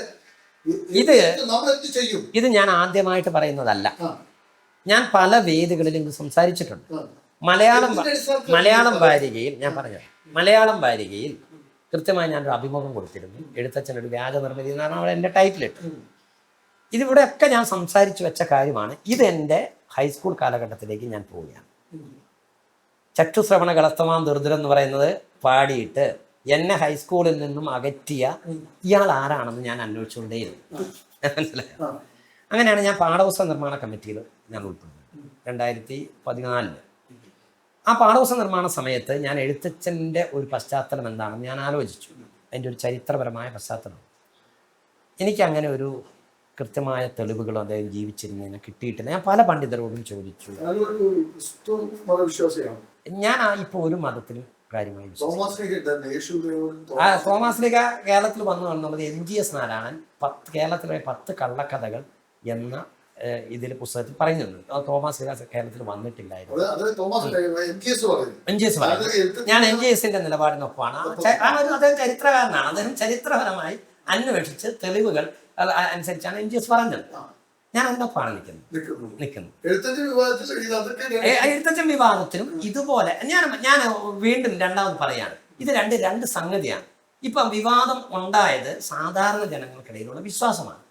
സാധാരണ ജനങ്ങളുടെ ചർച്ചയ്ക്ക്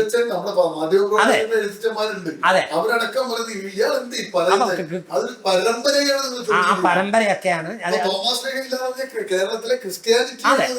അതുപോലെ തന്നെ ഒരു വിശ്വാസമാണ് എന്നാണ് ഞാൻ പറഞ്ഞത്. ഇതൊക്കെ മതപരമായ പൊതുസമൂഹത്തിന്റെ ചർച്ചയ്ക്കുള്ള കാര്യങ്ങളാണ്. ഞാൻ അത്തരം കാര്യങ്ങളിലേക്ക് ഞാൻ കടക്കുന്നില്ല. കാരണം ഞാൻ വീണ്ടും ഞാൻ തോമസ് ലീഗിൽ ഞാൻ നിർത്തുന്നല്ല. MGS നാരായണൻ കേരളത്തിലെ 10 കള്ളക്കഥകൾ എന്ന് പറഞ്ഞ് പ്രസിദ്ധീകരിച്ചിരിക്കുന്ന ആ സാധനത്തിൽ അദ്ദേഹം ഗവേഷണം നടത്തി. പല എഴുത്തുകാരും ഈ മുഹമ്മദ് നബിയും യേശുദേവനും ശ്രീകൃഷ്ണനും ഭഗവാന്മാരും എല്ലാം സാങ്കല്പികമാണ്. ഇതെല്ലാം ചിത്രകഥ. ഞാൻ പറയുന്ന ചരിത്രകാരന്മാർ കൃത്യമായ തെളിവുകളോടെ പറയുന്നതിനെ ഞാൻ വിശ്വസിക്കും. ക്ലിയർ ആണല്ലോ? ഞാൻ പറഞ്ഞ ക്ലിയർ ആണല്ലോ. ഇതിൽ ബാക്കിയും കൂടെ പറഞ്ഞു. ഈ എഴുത്തച്ഛന്റെ കാര്യത്തിൽ വളരെ ക്ലാരിഫിക്കേഷൻ എനിക്ക് വരുത്തേണ്ടതുള്ളതുകൊണ്ട് അത് പറയാം. എഴുത്തച്ഛന്റെ ചർച്ച നടക്കേണ്ടത് അക്കാദമിക തലങ്ങളിൽ നടക്കുന്ന ചർച്ചയിൽ മാത്രമേ ഞാൻ ഉദ്ദേശിക്കുന്നുള്ളൂ. ആ ചർച്ചയ്ക്കേ ഞാനുള്ളൂ. അത് അക്കാഡമിക് പിൻബലമുള്ളവരുടെ ചോദ്യത്തിന് മറുപടിയായി എനിക്ക് പറയാൻ സാധിക്കും. അല്ല, അതൊരു വിഷയമുണ്ട്. എഴുത്തച്ഛൻ അങ്ങനെ ഒരു കഥാപാത്രം ഇല്ലാന്ന് പറയുമ്പോൾ ഈ കേരളത്തിലെ ഈ 3 കോടി ജനങ്ങളും മലയാളികളായ മനുഷ്യരും അക്കാഡമിക് പിൻബലമുള്ളവരല്ല. നിങ്ങൾ എന്ത് അടിസ്ഥാനത്തിലാണ് ഒറ്റ വാക്കിൽ പറഞ്ഞു കൊടുക്കാൻ പറ്റുമോ? അവർക്ക് എന്താണോ എഴുത്തച്ഛൻ ഉണ്ട് എന്നുള്ളതിന്റെ അവരുടെ വിശ്വാസത്തിന്റെ അടിസ്ഥാനം അതിൽ വിശ്വസിക്കുക എന്ന് മാത്രമാണ് എനിക്ക് പറയാം. അവരോട് തർക്കത്തിനില്ലെന്നാ ഞാൻ വ്യക്തമാണ്. അടുത്ത ചോദ്യം, താങ്കളുടെ കുടുംബം അച്ഛനമ്മയും സഹോദരങ്ങളെ കുറിച്ച് അമ്മ കൂടെയുണ്ട്. അച്ഛൻ അച്ഛൻ മരിച്ചുപോയി. അച്ഛനാണ്, അച്ഛൻ മരിച്ചുപോയി കഴിഞ്ഞ എപ്പോഴാണ് ജീവിത പങ്കാളി കണ്ടെത്തുന്നത്? 2006 സാധാരണ നമ്മൾ അറേഞ്ച് മാരേജ്. ജീവിത പങ്കാളിയുടെ പേരെന്താണ്? ജിജിയാണ്, ഫാർമസിസ്റ്റ് ആണ്. മക്കൾ 2 പേര്.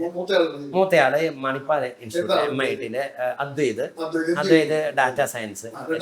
രണ്ടാമത്തെ ആൾ അക്ഷരി അപ്പം ഓസ്ട്രേലിയയിൽ സിഡ്നിയില് യൂണിവേഴ്സിറ്റിയിൽ അവിടെ teaching BEd with degree. Next പരിപാടികൾ എന്ന് പറഞ്ഞാൽ ഒരു നോവൽ ഇപ്പോൾ എഴുതിയിട്ടുണ്ട്. അതാണ് അത് ഒരു 3-4 മാസം എടുക്കുമായിരിക്കും എന്ന് എനിക്ക് തോന്നുന്നു, അറിയില്ല. പേര് ഇപ്പം വർക്കിംഗ് ടൈറ്റിൽ എന്ന് പറഞ്ഞിട്ടു എഴുത്തുകാരൻ എന്നാണ്. അല്ല, അതിനൊരു ഫസ്റ്റ് ഡ്രാഫ്റ്റ് ആകുന്നുള്ളൂ, ആയിട്ടില്ല. അത് പശ്ചാത്തലം മൈ ലൈഫ് സ്റ്റോറി, ഒരു ആത്മകഥാംശമുള്ള ഒരു നോവലായിരിക്കും. നമ്മുടെ സമയം തീരുകയാണ്. ആത്മകഥാംശമുള്ള വിനോയ് തോമസിന്റെ പുസ്തകത്തിനായിട്ട് നമുക്ക് കാത്തിരിക്കാം. വിനോയ് തോമസ് നൽകുന്ന ഒരു പാഠമുണ്ട്. ഈ അച്ചടക്കം, അച്ചിട്ടായ പഠനം പാഠപുസ്തകങ്ങളിൽ പറയുന്നതാണ് നമ്മുടെ ജീവിതം പഠിക്കേണ്ടത്. അതാണ് നമ്മുടെ ജീവിതത്തിന്റെ കരുത്ത് എന്നാണ്. സാധാരണ മനുഷ്യരുടെ, ഒരു ശരാശരി മലയാളിയുടെ അല്ലെങ്കിൽ ശരാശരി മനുഷ്യരുടെ ചിന്തകൾ പൊളിച്ചെഴുതുകയാണ് നമ്മുടെ ജീവിതത്തിലൂടെ. ഈ വിനോയ് തോമസിന്റെ ജീവിതത്തിൽ ആ ജീവിതം നൽകുന്ന പാഠം ഒന്ന് വേറെ തന്നെയാണ്. നിങ്ങൾ കാണുന്നതെല്ലാം നിങ്ങൾക്കൊരു പാഠമാണ് പാഠപുസ്തകം. അതാണ് വിനോയ് സിനിമ കണ്ടു, ഓട്ടോ ഷോ ഓടിച്ചും വർക്ക്ഷോപ്പിൽ പോയി കശുവണ്ടി കള്ളക്കടത്ത് നടത്തിയും മദ്യം കടത്തിയും ചീട്ടുകളി ഫെസ്റ്റ് നടത്തിയൊക്കെ രൂപപ്പെടുത്തിയ ഒരു ജീവിതം നൽകുമ്പോൾ അതിന്റെ പാഠം നല്ലൊരു എഴുത്തുകാരനെ സൃഷ്ടിച്ചിട്ടുണ്ട്, നല്ലൊരു മനുഷ്യ സ്നേഹിയെ സൃഷ്ടിച്ചിട്ടുണ്ട്, നല്ലൊരു മക്കളൊക്കെ പഠിക്കുന്നത് നല്ല നിലക്കാണ്. നല്ലൊരു എഴുത്തുകാരനെ, നല്ലൊരു രക്ഷിതാവിനെ, നല്ലൊരു മകനെ, അങ്ങനെ സമസ്ത മേഖലകളുടെയും സക്സസ് ആയ ഒരു എഴുത്തുകാരോടൊപ്പമാണ് ഇന്നത്തെ സക്സസ് സ്റ്റോറി പ്രേക്ഷകർക്ക് മുന്നിൽ വിനോയ് തോമസ് വരുന്നു. അദ്ദേഹത്തിന്റെ ജീവിതവുമായി പ്രേക്ഷകർക്ക് മുന്നിൽ നന്ദി, നമസ്കാരം.